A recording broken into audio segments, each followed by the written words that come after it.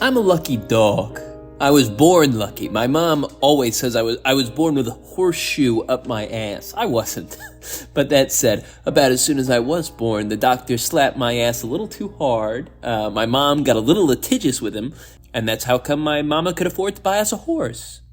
It's also how come they don't slap babies anymore. Fun fact. And it was a very fun horse. We named him Lubinsky in memory of the doctor after we found out that he, after his practice shut down. ... Some folks don't have any luck. Not me, though. At 18, I was drafted into the Army. I saw combat once, 1 week in. Every one of my friends died. I was sent home the same day. 1 bullet nicked my right titty. They call that $1 million wound. I got it for free. If it had gone 1 inch to the left, I would be dead. And Joel Shackelford would be alive right now. The reason the bullet only nicked me is before it nicked me, it went through the skull of Joel Shackelford, who's the preacher's son. It's like, you know those stories where a guy gets shot and the Bible that's in his breast pocket saves his life? The same thing with Joel.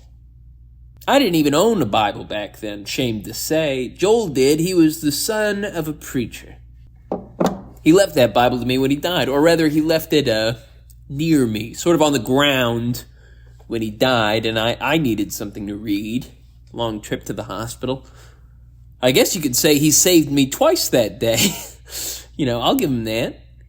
I will give him that.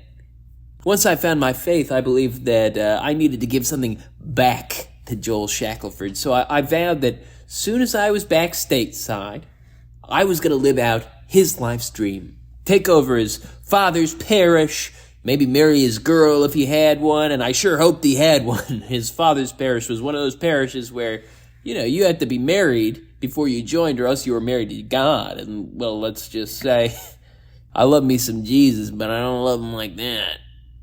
You know what I'm saying? I don't love him like that. Anyhow, I gave Joel's dad a ring, and then I gave him a folded flag. And I was about to tell him about how I was about to take over his parish, but just as the words were leaving my mouth, the corner of my eye happened to catch a newspaper that the old father happened to have been holding under his arm. And I just happened to ask if I could borrow it. And I happened to read the classified ads front to back, and as luck should have it, I saw an ad from a sailboat captain with 20 years experience.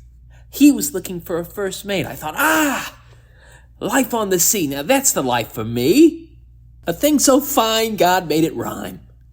Only problem is, you have to work a lifetime to get a job like first mate. Still, I figured, what the hell? Maybe I'll fudge my experience. Maybe say that I was in the Navy or something like that. Maybe I'll get lucky.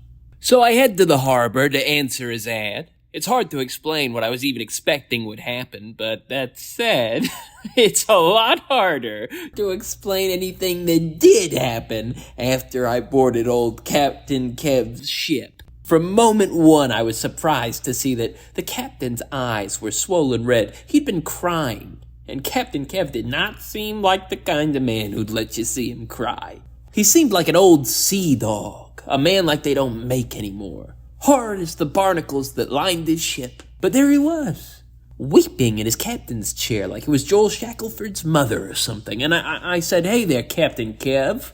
I called about an interview, but if it's a bad time..." But as I drew closer, I saw that what few teeth he had were displayed in his hideous approximation of a grin. And it was through tears of joy that he chortled, "Boy, I've never known a better time in my life." I said, "How's that?" Captain Kev ignored me. He just laughed and said, "Check me ears, boy. I must have 4-leaf clovers growing out of them." I said, maybe. Seems like there's green stuff in there. I hope it's on account of today's the lucky day that you found your first mate." And Captain Kev was hysterical. His laughter turned into screams as he wailed, "I sure did, boy.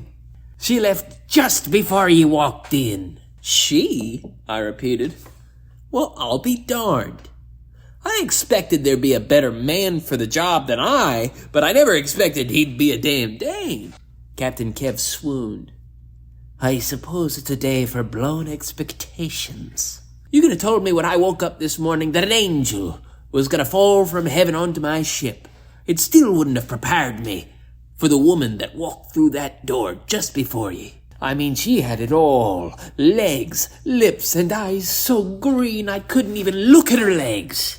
I stared straight into her green gaze, and I said, Miss, are ye lost? I figured she must be lost on account of there's another boat what docks in this marina where a local politician brings foreign prostitutes. You could have knocked me over with a feather when she replied in English. I don't think so. Not unless it was someone else who posted that classified ad. I said, Miss, are you meanin' you're wantin' to be me first mate? She said, I suppose that depends. Do you want to be mine? And I said to Captain Kev, but that doesn't make sense, Captain Kev. You're a captain. How could she be your first mate? Or wait. Are you saying this woman was coming on to you? Captain Kev said, Laddie, she didn't just come on to me.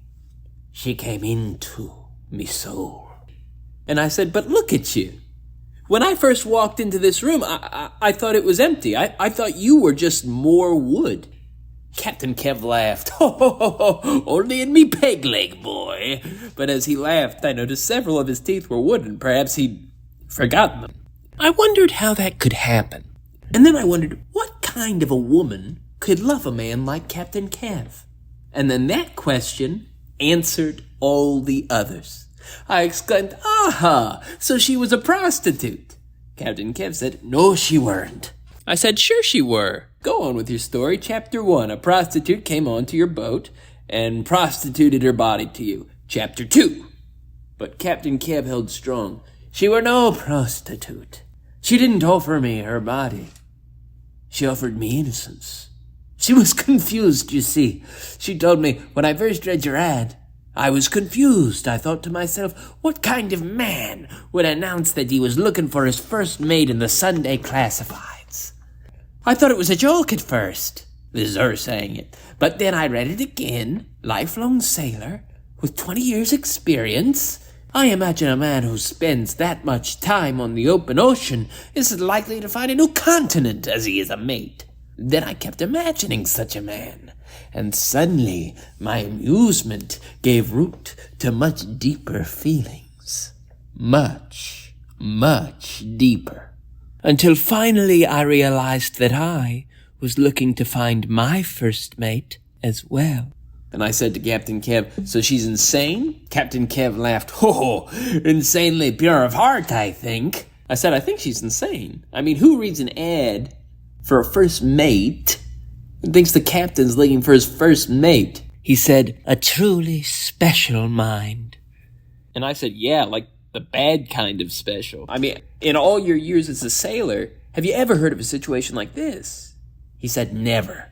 My auntie joined a nunnery at 12. She never knew a man or a job outside the church. If I told her I was a man's first mate, she'd know exactly what I meant. I said, I hope you don't intend to give this woman the job. Captain Kev said, no, boy. For this woman, I intend to give up the job.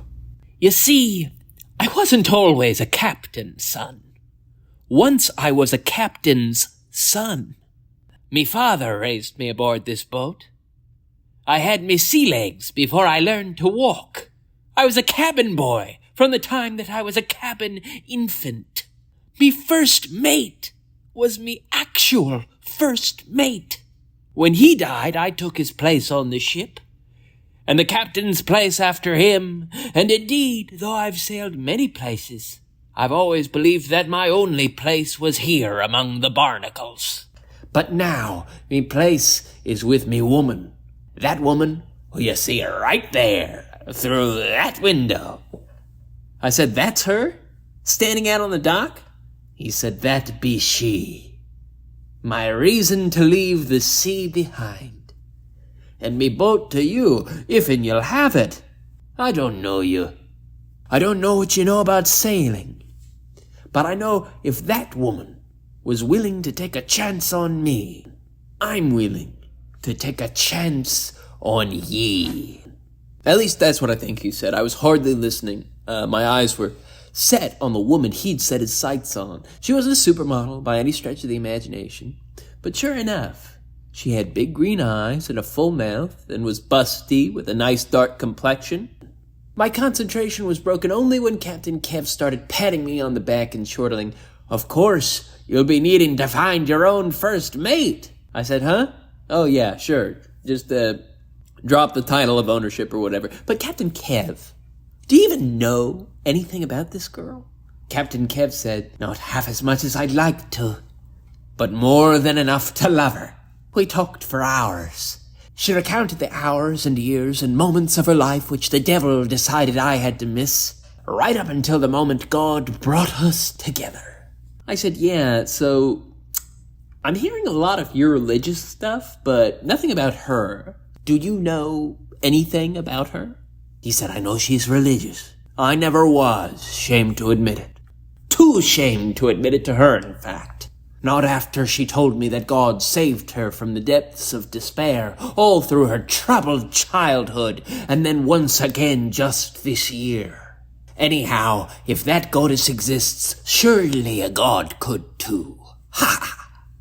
I said, got it. God, troubled childhood, possibly still troubled, probably very troubled considering the way she spent her afternoon. Anything else? Captain Kev smiled. "Well, I didn't expect there'd be a test so soon, but it's good practice. A good husband knows well all that which his wife loves. French music and Russian novels be her first loves. She told me tales of faraway lands which she'd never seen, and which I have seen, but could never describe half so well as her eyes." I said, right, you said they're green. Green eyes, God, books, got it. Okay, print up those contracts, Kev. I'm gonna smoke a cigarette outside. He growled, "It's Captain Kev, boy." I shouted back, "Not anymore," as I made my way down towards the dock and this woman of regular Kev's dreams. I said to her, "Hey there, crazy." She said, "Excuse me?" I said, "Hey there, crazy story about how you met your mate, Captain Kev. He just told me." "Oh yeah," she giggled. "I suppose it is a little crazy, isn't it?" I said, "It is. Are you insane?" She said, "I don't think so. No more than anyone else in love." I said, "Maybe a little more. What about your mother? Is she crazy?" She said, "Excuse you?" I said, I didn't mean to cause any offense. I was just wondering if your mother was crazy. And that's why this morning, when her daughter told her she was going to marry a man because she saw his name in the paper, maybe that's why she didn't say, 'Honey, are you crazy?' She said, 'My mother's perfectly ordinary. And not that it's any of your business, but she went in early to work this morning, and I woke up too late to tell her of my day.' I said, 'Okay, not crazy, but is she sick in another way? Does she need money for a surgery?' She said, 'What's your deal?' I said, 'I'm trying to figure out your deal. Are you trying to take out an insurance policy in his name or something? No judgment. I'd do it if I was a pretty girl like you. Hell, I mean, I'd do anything if it meant I didn't have to waste my life working for a living.' She said, 'I hope that's a bad joke.' I said, 'Then it is. Want to hear another one? Lady walks onto a boat and tells the captain, 'I hear you're looking for a first mate.' She bristled. 'I'm glad my life is so amusing to you.' I said, 'Actually, I find this all quite disturbing. It's like a horror movie, you know. Beautiful young girl wakes up in the morning, reads an ad in the paper, and is suddenly compelled by forces mysterious and profound to give her youth and body to an old man that she doesn't have an insurance policy on. It's horrible.' She said, I didn't decide to give my body or anything else to an advertisement. I decided I would meet with the man who wrote it, because I believed he had made a decision to do something which I thought was very different, which is more than I could say for any boy from my neighborhood. And he was vulnerable." I said, "Was he?" She said, "How many men would admit they needed a first mate? If my older brother had written that ad, it might have said 12th mate or mate with big fat ones. I was interested to find someone who was interested in finding someone for the first time, because that is a feeling which I could relate to, and which I wasn't sure a man could." "A man could," I whispered. And to my disbelief, I believed her. Her story was unbelievable, but so was she. Her eyes, I noticed, were unbelievably green. Her lips remarkably red and more astonishing for the sharp tongue which they concealed. She showed real backbone, a backbone which I'm guessing she had to develop at the young age at which she developed her big fat ones. I said, this whole situation reminds me so much of a Russian novel. She said, which one? White Nights? I said, sure. She said, you've read Dostoyevsky? I said, sure. She said, well, I hope your intuition isn't so good as your taste. I should hate to think that one of us was going to end up pulling an Nastanka on the other. I said, wow, that is an unbelievably hilarious joke. I can't believe you've read Dostoyevsky. She said, did you know that he struggled with epilepsy? Apparently, he developed the condition at 25 in a Siberian prison after receiving 50 lashes over a complaint over the food. I said, yes. And she said, well, did you know that he claimed that a lot of his most inspired ideas came to him either before or in the aftermath of his epileptic fits? I chuckled. I know everything about this. She said, isn't that fascinating? His most poetic insights were the result of his most traumatic experience. Then I suppose you could say that's true of most artists. But now I'm just rambling. I laughed. Yes, but you're also giving me hope. Hell, if it worked for Dostoyevsky, maybe this traumatic year that I've had will turn me into some sort of spastic genius as well. And she said, you've had a hard year, huh? I said, oh yeah. Probably the hardest ever, except for my traumatic childhood. She said, do you mind talking about it? And I said, because I'd never been traumatized a day in my fucking life, unless you considered being much luckier than everyone else to be traumatic. Luckily, I had a week, so to speak, so I pinched my tit that got nicked and tried to crank up the waterworks while recounting my many adventures as tragedies. I was wounded in combat, I sniffled. She said, oh my God, you poor thing. I wheezed, no, I'm one of the lucky ones. The poor things are all my friends who died last Tuesday, and that's why I got sent home, and now I have to find a job. Now she was crying. When will this war end, she said. I smiled. For me, it ended Tuesday. And she whispered, you know what? I've had a pretty traumatic year myself. I said, tell me about it. She said, I've never had a mate, but I did come close once. There was a boy, you see, from my school. He joined the army like you. He told me when he came back we'd get married. He told me he'd write to me every day, but it's been a week now, and not a single letter has come. Part of me fears that he's hurt, but part of me knows I just want to think that, because it's better than knowing the truth. The truth that dirty dog son of a bitch probably set me aside for the first sand rat who opened her legs for him. I said, whoa now, I'm sorry. I said, sand rat. She said, it's just that he made promises to me. It's as I said, I never took a mate, but because of his promises, I let him come close. I said, you what now? Come spelled ow. She said, I let his hands come underneath my blouse. And I said, got it. He was first to the fat ones. She said, you have to understand. He swore we'd have a life together. That I was already his life, and that every day he spent away would feel like the death he planned to rain down over the sand rats. He swore it to me over the Bible, a book which I thought held great meaning for him, he being the preacher's own son. I said, wait a minute. What was his name? She said, Joel Shackelford. I said, what did you say? And she begged, don't make me name him again. The words themselves are heavy shackles which bind my tongue to the shards of my broken heart. I can't say that name which I was promised I'd one day share. I was to have a special destiny in this town. He was going to take over his father's parish, and I was going to be the preacher's wife. How many women in town can claim they've done that? Except for Miss Shackelford, I guess. Oh, damn! There, I've said it again. I guess you could say I went a little crazy when the destiny I was promised disappeared with Joel's letters. In fact, you have said as much, but it's no matter now. From now on, the only name which weighs on these lips shall be Mrs. Captain Kev. I said, listen, there's something I have to tell you. She said, what? I said, it's kind of a big deal. It has to do with me and the reason I came to be in this town and really the type of person that I am in general. She said, what type is that? The wonderful type? I haven't even known you half as long as I've known Joel, yet already I see you're twice the man he ever was. You've restored my faith in the United States military. I said, not the wonderful type, no. You see, the thing about Joel is... Yes? I said, the thing about Joel is that he's a fucking nobody. Did you know him? I said, no, thank God. Or he'd have forced me into his harem and I'd be inside of a sand rat right now. But anyone capable of causing you the pain which was his pleasure to inflict upon you must be the worst type of person imaginable. Me, I'm a very special type of person. She said, what type is that?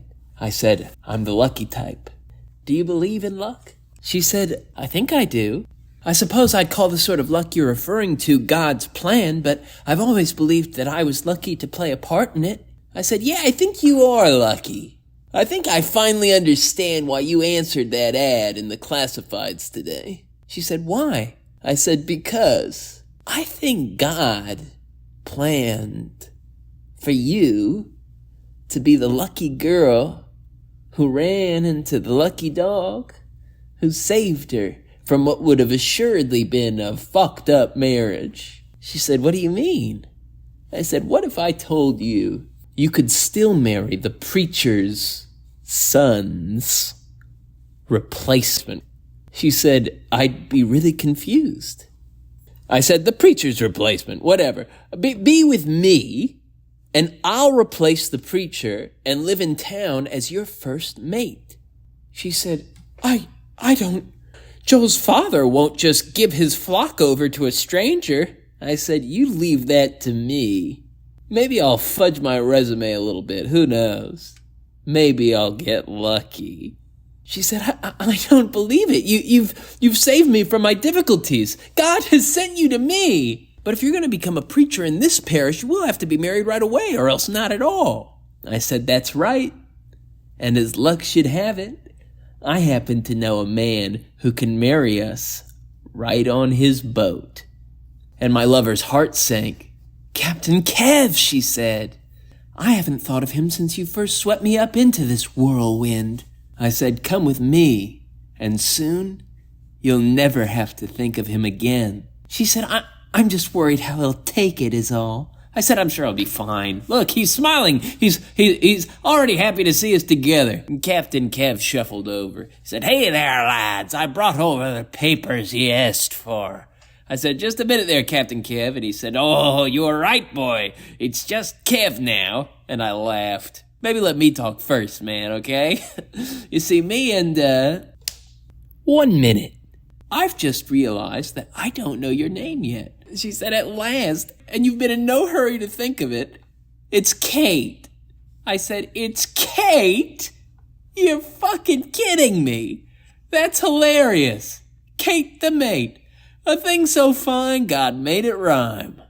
Captain Kev said, I'm not sure I be understanding why you're laughing so hard. Maybe I missed the joke. I said, oh, it's no joke. Me and Kate are gonna be first mates. He said, I don't understand. I said, pardon me, I didn't explain this well at all. I will be Kate's first mate, and Kate is going to be my 3.5 mate. Kate exclaimed, 3.5? And I said, yes. There was a girl I met in Reno who looked a little dodgy, so I got top only. I'll tell you all about it after the nuptials. Speaking of which, Captain Kev, I believe that's your cue. Captain Kev said, I can't believe what I'm hearing. I said, I can't believe you're hearing anything at all with all that green shit in your ears. He said, you must be out of your mind if you think I would help you marry this woman. And I sighed deeply. Oh, it's just as I feared. Captain Kev, you're angry with Kate. Please don't be angry at me, Kate said. You'll forgive me, won't you? You would if your love had been true. You wouldn't hate me for my happiness. And you did love me, didn't you? Oh, perhaps a part of you still does, Captain Kev. Oh, do love me, for I do love you so, in a way. And you can make me love you way more. I mean, if you forgive me, the memory of you will be exalted in everlasting gratitude, which will never be effaced from my soul. I will treasure that memory. I'll live on it, Captain Kev, that sweet little memory, like a sweet little dream. I will be true to it. I will not betray it the way I've betrayed you all day. And then there was this sound, and I thought like a gate was opening, and maybe even the gate of hell, but it was Captain Kev. He said, "Oh, I feel as though a cloud has hung over me entire life, only just now to be lifted, and through the clearing, I find the gates of hell have opened before me." I said, "That's just what I was thinking, the gates of hell." And it's funny you should bring that up, Kate, because I know you don't know this, but Captain Kev has never been a religious man. Kate gasped. "What?" I said, "Yeah, Kate, he was too ashamed to tell you. He's never been religious." But Kate, ever merciful, whispered, "Well, I suppose I can forgive you if you can forgive me and give me this one wish. No, 2 wishes, for I also wish that we shall meet again, that you will come to us. You'll be our friend forever. But to me, you will be a brother." And Captain Kev screamed again. She said, "A little brother." Oh man, I haven't heard a scream like that since Joel Shackelford's mother. Or regular Joel. It's agony. Agony the likes of which the brain can't fathom. Agony which overwhelms the soul and causes the body to feel ideas and the eyes to see pain. In front of your young, beautiful faces, I see an ancient and evil visage, a face of utter desolation, which I recognize as well as my own. Oh my God, it is my face. I see my own death. And then Captain Kev began to twitch and spasm on the ground, which, all jokes aside, was unironically sad. But in the throes of his ecstasy, he kind of pulled it together and ended up giving us a really memorable and inspired wedding speech. I mean, he made some really prescient insights about both of us. And I mean, look, Captain Kev doesn't seem like the kind of guy that would make prescient insights. Unless maybe he was giving a speech about what it's like to always have barnacles in your line of sight. Oh my goodness. But now I'm circling. And anyway, me and Kate, we circled the streets for hours, stopping every now and then to just talk and talk, then get up again and go God knows where, anywhere, so long as we were together. We kissed on the church steps and made love in front of the federal building. I introduced her to the people who take care of my horse, and then I took her to old Father Shackelford's house. I told him my plans to take over his parish. He told me fine. He really didn't have the strength to care. He and Mrs. Shackelford had independently planned to move to Phoenix to spend what remains of their lives grieving in the desert. And I said, "Ooh, ixnay on the grieving bay, Padre." Kate, go wait in the car. And she did. But of course she's here now. That woman you see right there in that chair. Take a look at her, my brothers and sisters in Christ. I thank you all for being here today. I look out at my congregation, and I see the very best this old backwater town has to offer. And I look into the green eyes of my Kate, and I see that she still loves me. More than ever, in fact. More than anyone.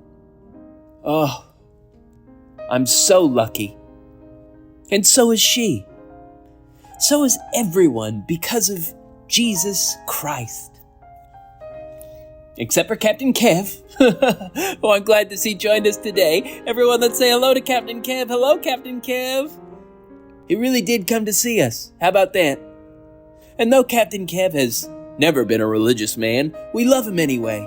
I mean, we don't love him like that. Anyway, that's the homily. Everyone who's not divorced, please line up and tell me your sins in the confessional. Please like and subscribe.